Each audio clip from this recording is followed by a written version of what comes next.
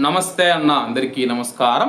కువైట్లో 20 సంవత్సరాలకు పైగా భారతీయుల నమ్మకం పొందిన ఏకైక కార్గో సంస్థ యూసఫ్ కార్గో ప్రస్తుతం మీరు మీ ఇంటికి పంపిస్తూ ఉన్న విలువైన వస్తువులను ఇక్కడ ఎలా తూకం వేసి తీసుకుంటారో ఇండియాలో మీ ఇంటి దగ్గర కూడా అలాగే తూకం వేసి ఇస్తారు. ప్యాకింగ్ పూర్తిగా ఉచితం. ఎటువంటి పోర్ట్ ట్యాక్స్ కానీ, డాక్యుమెంటేషన్ ఛార్జీలు కానీ, ఇన్సూరెన్స్ ఛార్జీలు లేవు. మాలియా మరియు ఖైతాన్ ప్రాంతాలలో యూసఫ్ కార్గో ఉంది. ఇంకెందుకు ఆలస్యం, స్క్రీన్ మీద కనపడే నెంబర్లకు వెంటనే సంప్రదించండి. నమస్తే అన్న, అందరికీ నమస్కారం. కువైట్ మరియు గల్ఫ్ దేశాలలో మనం చూసుకుంటే కానీ 1 కోటి మంది భారతీయులు ఉన్నారన్నమాట.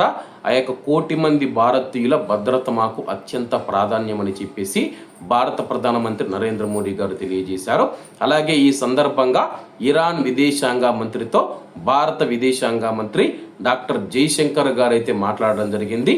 కువైట్ మరియు గల్ఫ్ దేశాలలో మా యొక్క భారతీయులు నివసిస్తూ ఉన్నారు, వాళ్ళ యొక్క భద్రత మాకు అత్యంత ప్రాధాన్యమని చెప్పేసి ఆయన తెలపడం జరిగిందనమాట.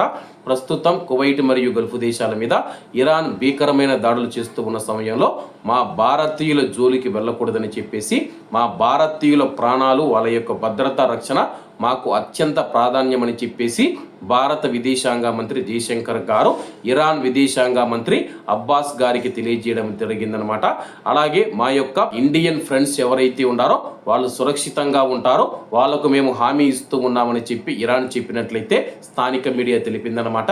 అలాగే కువైట్ మరియు గల్ఫ్ దేశాలలో ఉన్న భారతీయులు నివసించే ప్రాంతాలు ఏవైతే ఉన్నాయో ఆ యొక్క ప్రాంతాలను లక్ష్యం చేసుకుని దాడులు చేయమని చెప్పేసి, అలాగే కువైట్ మరియు గల్ఫ్ దేశాల్లోని కీలక మౌలిక సదుపాయాలు, ఎయిర్పోర్టు కావచ్చు, చమురు కేంద్రాలు కావచ్చు, గ్యాస్ క్షేత్రాలు కావచ్చు, ఏవైతే ఉన్నాయో వాటిని మాత్రమే లక్ష్యం చేసుకుని దాడులు చేస్తూ ఉన్నట్లు అందరికీ తెలిసిన విషయమే. కాబట్టి అటువంటి ప్రాంతాలకు చాలా దూరంగా ఉండండి.